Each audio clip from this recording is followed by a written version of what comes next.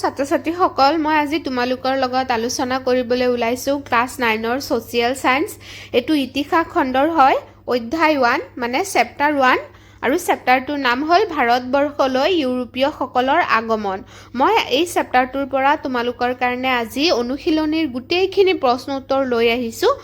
আৰু মই এমসিকিউ খিনি ইয়াৰ আগতে ভিডিঅ' দি থৈছো মই এই ভিডিঅ'খনৰ ডেসক্ৰিপচন বক্সত এমসিকিউৰ ভিডিঅ'খনৰ লিংকটো দি দিম তোমালোকে তাৰ পৰা যদি বিচাৰা লিখি ল'ব পাৰিবা সো আহা আমি আজি ষ্টাৰ্ট কৰো ফাৰ্স্ট প্ৰশ্নটো চোৱা যে ভাৰত আৰু পাশ্চাত্যৰ মাজত সাগৰীয় পথ আৱিষ্কাৰ কৰা প্ৰথম পৰ্তুগীজ নাবিকজন কোন তেওঁ কেতিয়া আৰু ভাৰতৰ কোত পোন প্ৰথমে উপস্থিত হৈছিল এতে উত্তৰটো হ'ব ভাৰত আৰু পাশ্চাত্যৰ মাজত সাগৰীয় পথ আৱিষ্কাৰ কৰা প্ৰথম পৰ্তুগীজ নাবিকজন হ'ল ভাস্কো দা গামা তেওঁ 1498 খ্ৰীষ্টাব্দত ভাৰতৰ কালিকট বন্দৰত উপস্থিত হৈছিল তেনেকে এতিয়া 2 নম্বৰ প্ৰশ্নটো হ'ব জলপথেৰে পৃথিৱী প্ৰদক্ষিণ কৰিবলৈ সমৰ্থ হোৱা ইংৰাজ নাবিকজন কোন আছিল এটো উত্তৰ হ'ব জলপথেৰে পৃথিৱী প্ৰদক্ষিণ কৰিবলৈ সমৰ্থ হোৱা ইংৰাজ নাবিকজন আছিল ফ্ৰান্সিছ ড্ৰেক আৰু ভাৰত ভূমিত পোন প্ৰথমে কোন ইংৰাজ নাবিকে কেতিয়া প্ৰৱেশ কৰিছিল এটো হ'ব 1599 খ্ৰীষ্টাব্দত ইংৰাজ নাবিক জেমছ মিলডেন হলে প্ৰৱেশ কৰিছিল ভাৰত ভূমিত প্ৰথমে পিছত আছে ইংলিছ ইষ্ট ইণ্ডিয়া কোম্পানী কেতিয়া কোত গঠন কৰা হৈছিল লণ্ডনত 1600 চনত পিছত আছে ইষ্ট ইণ্ডিয়া কোম্পানীৰ ভাৰতত থিতাপি লোৱাৰ দুটা উদ্দেশ্য লিখা দুটা উদ্দেশ্য আছিল এটা হ'ল বেহা বেপাৰ কৰা আৰু ইংৰাজ শাসন প্ৰতিষ্ঠা কৰা পিছত আছে ইংৰাজৰ প্ৰথম বাণিজ্য কেন্দ্ৰটো ভাৰতৰ কোত কেতিয়া স্থাপন কৰা হৈছিল মছলিপট্টমত 1611 চনত স্থাপন কৰা হৈছিল পিছত আছে ফৰ্ট উইলিয়াম কি কলিকতা বাণিজ্য কেন্দ্ৰটোৰ নাম হ'ল ফৰ্ট উইলিয়াম ইয়াৰ পিছত আছে পৰাধীন ভাৰতৰ ব্ৰিটিছ শাসনৰ সময়ছোৱা কোন দুটা মূল ভাগত ভগাব পাৰি সময় উল্লেখ কৰি লিখা দুটা ভাগত ভাগ কৰিব পাৰি প্ৰথমটো হৈছে মোগল সাম্ৰাজ্যৰ পতনৰ পৰা আৰম্ভ কৰি 1857 খ্ৰীষ্টাব্দৰ সিপাহী বিদ্ৰোহলৈকে আৰু দ্বিতীয়টো হ'ব দ্বিতীয় হৈছে 1858 খ্ৰীষ্টাব্দৰ পৰা 1947 খ্ৰীষ্টাব্দত ভাৰতীয়ৰ হাতত ক্ষমতা হস্তান্তৰলৈকে পিছত 9 নম্বৰটো হ'ব ভাৰত চৰকাৰ আইন কোনে কেতিয়া কি উদ্দেশ্যত প্ৰণয়ন কৰিছিল ব্ৰিটিছ সংসদে 1858 চনৰ 2 আগষ্ট তাৰিখে ইংলেণ্ডৰ চৰকাৰক পোনপটীয়াকৈ ভাৰত শাসন কৰাৰ ক্ষমতা প্ৰদান কৰাৰ উদ্দেশ্যত ভাৰত চৰকাৰ আইন প্ৰণয়ন কৰিছিল পিছত আছে ভাৰতীয় পৰিষদ আইন কেতিয়া আৰু কি উদ্দেশ্যত প্ৰণয়ন কৰা হৈছিল 1861 খ্ৰীষ্টাব্দত ব্ৰিটিছ সংসদে ভাৰতীয় পৰিষদ আইন প্ৰণয়ন কৰিছিল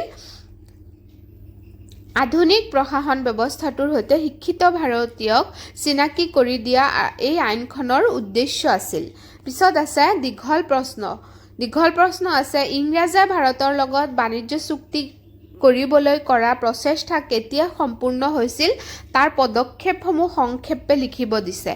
1608 খ্ৰীষ্টাব্দত ইংলেণ্ডৰ ৰজা প্ৰথম জেমছে ভাৰতৰ সৈতে বেহা বেপাৰ কৰাৰ উদ্দেশ্যে কেপ্টেইন উইলিয়াম হকিন্স নামৰ এজন ব্ৰিটিছ সদাগৰৰ যোগেদি মোগল সম্ৰাট জাহাংগীৰলৈ এখন আবেদন পত্ৰ প্ৰেৰণ কৰিছিল তেওঁ 1909 চনৰ এপ্ৰিল মাহত আগ্ৰাত উপস্থিত হৈ মোগল ৰাজদৰবাৰত সম্ৰাট জাহাংগীৰক সাক্ষাৎ কৰিছিল এয়াই আছিল ইংৰাজৰ প্ৰথম আগ্ৰাত পদাৰ্পণ পিছত আছে 1615 খ্ৰীষ্টাব্দত ইংলেণ্ডৰ ৰজা প্ৰথম জেমছে ছাৰ টমাছ ৰ'ৰ নামৰ এজন ইংৰাজক পুনৰ জাহাংগীৰৰ ওচৰলৈ প্ৰেৰণ কৰিছিল থমাছ ৰয়ে আজমিৰত উপস্থিত হৈ সম্ৰাটক দেখা কৰিছিল থমাছ ৰয়ে কোনো ধৰণৰ বাণিজ্যিক চুক্তি কৰিব পৰা নাছিল যদিও সম্ৰাট জাহাংগীৰে ইংৰাজ সদাগৰসকলক চুৰাটত বাণিজ্যিক কুঠি স্থাপন কৰাৰ অনুমতি প্ৰদান কৰিছিল পিছত আছে 1715 খ্ৰীষ্টাব্দত জন চাৰ্মানৰ নেতৃত্বত ইংৰাজ লোকৰ এটা সজাতি দলে কঠিন ৰোগাক্ৰান্ত মোগল সম্ৰাট ফাৰুকছিয়াৰক চিকিৎসক ডক্টৰ মিলডেন হলে চিকিৎসা আগবঢ়াই তেওঁৰ ব্যাধি নিৰাময় কৰিছিল এই সুযোগতে সম্ৰাটৰ পৰা ইংৰাজ সদাগৰসকলে 3খন ফৰমান আদায় কৰে আৰু ইষ্ট ইণ্ডিয়া কোম্পানীয়ে সমগ্ৰ ভাৰতবৰ্ষত নিৰ্বিঘ্নে বেহা বেপাৰ কৰাৰ ৰাজকীয় অনুমতি লাভ কৰে পিছত আছে এইদৰে ইংৰাজে ভাৰতৰ লগত বাণিজ্য চুক্তি কৰিবলৈ কৰা প্ৰচেষ্টা সম্পূৰ্ণ হৈছিল। পিছত আছে ইষ্ট ইণ্ডিয়া কোম্পানীয়ে কেনেকৈ ভাৰতৰ 3টা মূল স্থান বাণিজ্য কেন্দ্ৰ স্থাপন কৰিছিল তাৰ 3টা মূল কৌশল সম্পৰ্কে লিখিব দিছে। কেনেকৈ 3টা মূল স্থানত বাণিজ্য কেন্দ্ৰ স্থাপন কৰিছিল সেইটোৰ বিষয়ে লিখিব দিছে। ইষ্ট ইণ্ডিয়া কোম্পানীয়ে ভাৰতৰ 3টা মূল স্থানত বাণিজ্য কেন্দ্ৰ স্থাপন কৰাৰ 3টা মূল কৌশল। 1611 খ্ৰীষ্টাব্দত গলুকুণ্ডা ৰাজ্যৰ চুলতানৰ পৰা অনুমতি লৈ কোম্পানীয়ে মৌচুলী পত্ৰমত আৰু 1636 খ্ৰীষ্টাব্দত আলমাগাঁৱত দ্বিতীয়টো বাণিজ্য কেন্দ্ৰ মুকলি কৰিছিল।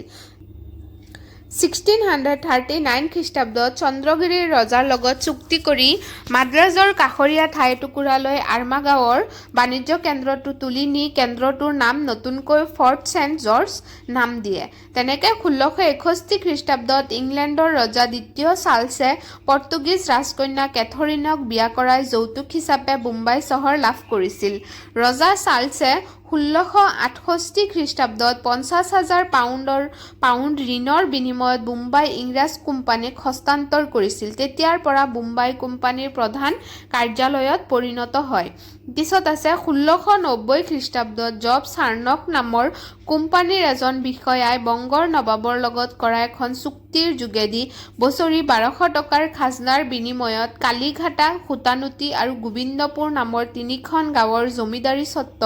কোম্পানীয়ে লাভ কৰি ইয়াত এটা বাণিজ্য কেন্দ্ৰ স্থাপন কৰিছিল। 3খন ঠাইৰ সমষ্টিয়ে পিছলৈ কলিকতা নগৰৰ ভেটিলৈ ৰূপান্তৰিত হৈছিল। এতিয়া প্ৰথমতে আমি কি পালো মৌচুলী পত্ৰম মানে মাদ্ৰাজ, পিছত পালো মুম্বাই, এতিয়া পালো কি কলিকতা। তেনেকে 3টা স্থাপন কৰিছিল,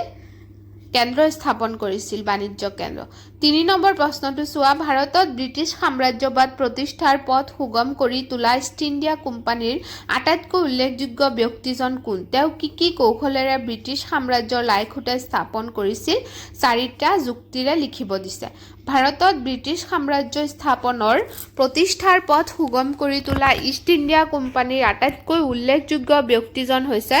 ৰবাৰ্ট ক্লাইভ। ৰবাৰ্ট ক্লাইভে যি কৌশলেৰে ব্ৰিটিছ সাম্ৰাজ্যৰ লাইখুঁটাই স্থাপন কৰিছিল তাৰ যুক্তি হ'ল ক্লাইভে নিজৰ কোম্পানীৰ স্বাৰ্থত আনবোৰ বিদেশী ইউৰোপীয়ান কোম্পানীক ভাৰতৰ পৰা বহিষ্কাৰ কৰাৰ আঁচনি লৈছিল। ৰবাৰ্ট ক্লাইভে যুদ্ধ নতুবা মিত্ৰতাৰ বাহিৰে দেশীয় ৰজাসকলক কোম্পানীৰ ফলীয়া কৰিবলৈ প্ৰচেষ্টা চলাইছিল। পিছত আছে বংগৰ নবাব, হায়দৰাবাদৰ নিজাম, অযোধ্যাৰ নবাব, ৰাজপুতানাৰ ৰজা আদিয়ে কোম্পানীৰ সৈতে মিত্ৰতা কৰি প্ৰত্যেকেই নিজৰ নিজৰ কৰ্তৃত্ব বিসৰ্জন দিব লগা হৈছিল। পিছত আছে পলাচী যুদ্ধ। 1757 চনত হৈছিল পলাচী যুদ্ধ। পলাচী যুদ্ধত বংগ, বিহাৰ আৰু উৰিষ্যাৰ নবাব চিৰাজউদ্দৌলাক ছল চাতুৰিৰে পৰাস্ত কৰি ভাৰতবৰ্ষত ব্ৰিটিছ সাম্ৰাজ্যৰ লাইখুঁটাই স্থাপন কৰি ব্ৰিটিছ সাম্ৰাজ্যবাদ প্ৰতিষ্ঠাৰ পথ সুগম কৰি তুলিছিল। এতিয়া 4 নম্বৰ হ'ব চিপাহী বিদ্ৰোহ সৃষ্টিৰ 4টা কাৰণ লিখা। চিপাহী বিদ্ৰোহৰ 4টা প্ৰধান কাৰণ হ'ল ৰাজকীয় শ্ৰেণী আৰু জনগণৰ অশান্তিয়ে বিদ্ৰোহৰ পৰিৱেশ সৃষ্টি কৰিছিল। 2 নম্বৰ হ'ব 1835 চনত কোম্পানীৰ মুদ্ৰাৰ পৰা মোগল সম্ৰাটৰ নামটো আঁতৰাই দিয়া হৈছিল। ৰাজকীয় পাৰ্চী ভাষাক উচ্ছেদ কৰি শাসনতন্ত্ৰত ইংৰাজী ভাষা প্ৰচলন কৰাৰ প্ৰতিক্ৰিয়া হিচাপে ভাৰতীয়ৰ মনত অসন্তুষ্টিৰ পৰিমাণ বাঢ়ি গৈছিল। লৰ্ড ডেলহাউছিৰ প্ৰতিক্ৰিয়াশীল শাসনে সকলো ধৰ্মাৱলম্বী ভাৰতীয়ৰ মনত অশান্তিৰ সৃষ্টি কৰিছিল। পিছত আছে 5 নম্বৰ, চিপাহী বিদ্ৰোহৰ 4টা উল্লেখযোগ্য ফলাফল উল্লেখ কৰিব দিছে। 1857 চনৰ চিপাহী বিদ্ৰোহৰ ফলত ভাৰতৰ শাসন ক্ষমতা ইষ্ট ইণ্ডিয়া কোম্পানীৰ হাতৰ পৰা ইংলেণ্ডৰ ৰাজমুকুট অৰ্থাৎ ইংলেণ্ডৰ গৃহ চৰকাৰৰ অধীনলৈ যায়। মহাৰাণীৰ ঘোষণাপত্ৰৰ যোগেদি ভাইচৰয় লৰ্ড কেনিঙে স্বত্ববিলোপ নীতি পৰিহাৰ কৰা আৰু ধৰ্মৰ ক্ষেত্ৰত উদাৰতা আৰু সহিষ্ণুতা, আৰ্থিক ক্ষেত্ৰত সমতা প্ৰতিষ্ঠাৰ প্ৰতিশ্ৰুতি দিছিল। পিছত আছে চিপাহী বিদ্ৰোহৰ পিছত ভাৰতীয় সমাজখনত আধুনিকতাৰ সূচনা হৈছিল। আধুনিকতাৰ পৰশৰ নব্য শিক্ষিত এচাম ভাৰতীয়ই আত্মপ্ৰতিষ্ঠাৰ বাবে সজাগ হৈছিল পিছত আছে চিপাহী বিদ্ৰোহৰ পিছত ব্ৰিটিছ চৰকাৰৰ প্ৰত্যক্ষ শাসনে ভাৰতীয়ৰ মনত ক্ৰমান্বয়ে একতাৰ ভাৱ জগাই তুলিছিল পিছত আছে 6 নম্বৰ ভাৰত চৰকাৰ আইনৰ জৰিয়তে হোৱা 4টা প্ৰশাসনীয় পৰিৱৰ্তন উল্লেখ কৰা এতিয়া প্ৰশাসনীয় পৰিৱৰ্তন কৰিব দিছে ভাৰত চৰকাৰ আইন 1858 চনত প্ৰণয়ন কৰা হৈছিল হেতু এই আইনে ইংলেণ্ডৰ চৰকাৰক পোনপটীয়াকৈ ভাৰত শাসন কৰাৰ ক্ষমতা দিছিল 6 নম্বৰটো হ'ব কোম্পানীৰ আমোলত ভাৰতৰ সৈতে জড়িত থকা নিয়ন্ত্ৰণ পৰিষদ আৰু সঞ্চালক সভাৰ কৰ্তৃত্বৰ অৱসান ঘটাইছিল 9 নম্বৰ হ'ব ভাৰত শাসনৰ সকলো দায়িত্ব আৰু ক্ষমতা ব্ৰিটিছ মন্ত্ৰীসভাৰ এজন সদস্যৰ হাতত অৰ্পণ কৰা হয় তেওঁক ভাৰত সচিব বোলা হয় ভাৰত সচিবক সহায় কৰিবৰ বাবে 15 জনীয়া সদস্যৰে এখন পৰিষদ গঠন কৰা হয় ভাৰত চৰকাৰ আইন অনুসৰি ভাৰতবৰ্ষৰ সৰ্বোচ্চ শাসনকৰ্তা হিচাপে গভৰ্ণৰ জেনেৰেল থাকিল যদিও তেওঁক ভাইসৰয় অৰ্থাৎ ৰাজপ্ৰতিনিধিৰ খিতাপ প্ৰদান কৰা হয় তেওঁক নিযুক্তি দিয়াৰ ক্ষমতা ইংৰাজ চৰকাৰৰ হাতত ন্যস্ত কৰা হয় পিছত আছে লৰ্ড কেনিঙৰ দুটা প্ৰধান সংস্কাৰৰ বিষয়ে লিখা 1859 খ্ৰীষ্টাব্দত বংগ ৰাজহ নামৰ আইন প্ৰণয়ন কৰিছিল এই আইনে ৰায়তসকলক ভূমিৰ ওপৰত নিজস্ব কৰ্তৃত্ব প্ৰদান কৰিছিল আছে শিক্ষা ব্যৱস্থাটোৰ উন্নতিৰ বাবে উদৰ শিক্ষা সংস্কাৰ আঁচনিখন ভাৰতত প্ৰৱৰ্তন কৰি প্ৰত্যেক প্ৰদেশতে এজন সচিবৰ তলত শিক্ষা বিভাগ এটা মুকলি কৰিছিল পিছত আছে ধপাতৰ ওপৰত কৰা কৰ ধাৰ্য কৰিছিল ভাৰতীয় পৰিষদ আইনৰ দুটা গুণ আৰু দুটা দোষ লিখিব দিছে এতিয়া ভাৰতীয় পৰিষদ আইন গুণ দুটা লিখিবা এই আইনখনে সৰ্বোচ্চ প্ৰশাসনত ভাৰতীয় প্ৰতিনিধিত্বৰ বুনিয়াদ স্থাপন কৰি ভাৰতীয় বিধায়িনী ক্ষমতাক অংশগ্ৰহণ কৰাৰ ক্ষমতা দিছিল কেন্দ্ৰ আৰু প্ৰদেশৰ মাজত ক্ষমতা বিকেন্দ্ৰীকৰণৰ ব্যৱস্থাটো প্ৰৱৰ্তন কৰি প্ৰাদেশিক চৰকাৰসমূহক শক্তিশালী ৰূপত গঢ়ি তুলিবলৈ চেষ্টা কৰা হৈছিল আৰু দুখ দুটা লিখিবা এনেকে এই আইনখনে নৱগঠিত প্ৰাদেশিক বিধান পৰিষদসমূহক নিজাকৈ কিছু আইনী ক্ষমতা দিছিল যদিও প্ৰকৃতপক্ষে এই ক্ষমতা আছিল কেৱল নামমাত্ৰহে পিছত আছে বংগৰ গভৰ্ণৰ জেনেৰেলক অপৰিসীম ক্ষমতাৰ অধিকাৰী কৰিছিল পিছত আছে ইংৰাজৰ সময়ত স্থানীয় স্বায়ত্তশাসনৰ জৰিয়তে হোৱা পৰিৱৰ্তনসমূহ আলোচনা কৰা এতিয়া আলোচনা কৰিম আমি 1 নম্বৰ আছিলে লৰ্ড ৰিপনে স্থানীয় প্ৰশাসন ব্যৱস্থাত এনে এক পৰিৱৰ্তনৰ পোষকতা কৰিছিল য'ত প্ৰশাসনীয় দক্ষতা বৃদ্ধিৰ লগতে স্থানীয় শাসনক ৰাজনৈতিক শিক্ষাৰ এক মাধ্যম হিচাপে গ্ৰহণ কৰাৰ সুবিধা থাকে ভাৰতীয়ৰ মাজত শিক্ষা বিস্তাৰ আৰু ভাৰতীয়সকলক আধুনিক প্ৰশাসনৰ লগত চিনাকি কৰি দিয়াৰ লগতে সমাজৰ বুদ্ধিমান ব্যক্তিসকলক তেওঁলোকৰ প্ৰাথমিক কাম বিলাক তেওঁলোকৰ হতুৱাই সম্পন্ন কৰাৰ ওপৰত গুৰুত্ব দিছিল পিছত আছে লৰ্ড ৰিপনে 1882 খ্ৰীষ্টাব্দত ঐতিহাসিক প্ৰস্তাৱ মতে প্ৰত্যেকটো মহকুমাত একোখনকৈ আঞ্চলিক পৰিষদ গঠন কৰে প্ৰয়োজন অনুসৰি প্ৰত্যেকখন লোকেল বৰ্ডৰ আঞ্চলিক পৰিষদ লোকেল বৰ্ড মানে আঞ্চলিক পৰিষদ অধীনত থকা গ্ৰামাঞ্চলৰ লাটসমূহত একোখনকৈ প্ৰাথমিক বৰ্ড গঠনৰ ব্যৱস্থা ৰাখিছিল লৰ্ড ৰিপনে স্বায়ত্তশাসনৰ প্ৰস্তাৱসমূহ সমগ্ৰ ভাৰতবৰ্ষতে কাৰ্যকৰী কৰিবলৈ নিৰ্দেশ দিছিল কিছুমান প্ৰদেশত জিলা পৰ্যায়ত আৰু কিছুমান প্ৰদেশত মহকুমা পৰ্যায়ত লোকেল বৰ্ডসমূহ গঠন কৰিছিল পিছত 19 নম্বৰ আছে 1882 খ্ৰীষ্টাব্দৰ স্থানীয় স্বায়ত্তশাসনৰ ব্যৱস্থা মৰ্মে নগৰীয়া এলেকাসমূহত নগৰপালিকা আৰু পৌৰসভা গঠন কৰিছিল পিছত আছে অসামৰিক সেৱাত কেনেকৈ ভাৰতীয় সকল অন্তৰ্ভুক্ত হৈছিল এই সেৱাৰ বিকাশ সম্পৰ্কে আলোচনা কৰা ইষ্ট ইণ্ডিয়া কোম্পানীৰ শাসনকালত ভাৰতবৰ্ষত লোকসেৱাৰ পদবীসমূহ কেৱল ইংৰাজ লোকৰ দ্বাৰাহে পূৰণ কৰা হৈছিল ভাৰত চৰকাৰ পৰিচালনাৰ দায়িত্ব ব্ৰিটিছ চৰকাৰৰ হাতলৈ যোৱাৰ পিছত ভাৰতীয় শিক্ষিতসকলেও লোকসেৱাৰ পদবীত দেশীয় ব্যক্তিক অন্তৰ্ভুক্ত কৰাৰ বাবে আগ্ৰহ প্ৰকাশ কৰিছিল 1793 চনত নিয়ন্ত্ৰণকাৰী আইন অনুসৰি ভাৰত প্ৰশাসনৰ উচ্চ পদবীসমূহ কোম্পানীৰ অংগীকাৰবদ্ধ কৰ্মচাৰীৰ বাবে সংৰক্ষিত কৰাৰ নিয়ম বলবৎ কৰা হৈছিল পিছত আছে 1833 খ্ৰীষ্টাব্দৰ চনতে ভাৰতীয় লোকক শাসনৰ উচ্চ পদবীত মকৰল কৰাৰ ক্ষেত্ৰত সন্মতি জনাইছিল 1833 খ্ৰীষ্টাব্দত ডেপুটি মেজিষ্ট্ৰেট আৰু 1843 খ্ৰীষ্টাব্দত ডেপুটি কালেক্টৰ নামৰ দুটা পদবীৰ সৃষ্টি কৰি দুয়োটা পদবীৰ বাবে ভাৰতীয় ব্যক্তিক উপযুক্ত হ'ব বুলি জানিবলৈ দিছিল পিছত আছে 1853 খ্ৰীষ্টাব্দৰ চনতে লোকসেৱাৰ বাবে প্ৰতিযোগিতামূলক পৰীক্ষা অনুষ্ঠিত কৰাৰ বাবে নিৰ্দেশ দিছিল ভাৰতীয় লোককো এই পৰীক্ষাত অৱতীৰ্ণ হোৱাৰ বাবে অনুমতি দিছিল কিন্তু এই পৰীক্ষা ইংলেণ্ডত অনুষ্ঠিত হোৱা বাবে অতি সামান্য সংখ্যক ভাৰতীয়ইহে ইয়াত অৱতীৰ্ণ হ'ব পাৰিছিল 1864 খ্ৰীষ্টাব্দত প্ৰথমজন ভাৰতীয় ব্যক্তি সত্যেন্দ্ৰনাথ ঠাকুৰে ভাৰতীয় লোকসেৱাৰ পদবী লাভ কৰিব পাৰিছিল পিছত আছে মন্টেগো চেমছফোৰ্ড প্ৰতিবেদন আৰু 1919 খ্ৰীষ্টাব্দৰ ভাৰত চৰকাৰ আইনৰ নিৰ্দেশনা কাৰ্যকৰী কৰিবলৈ 1923 চনত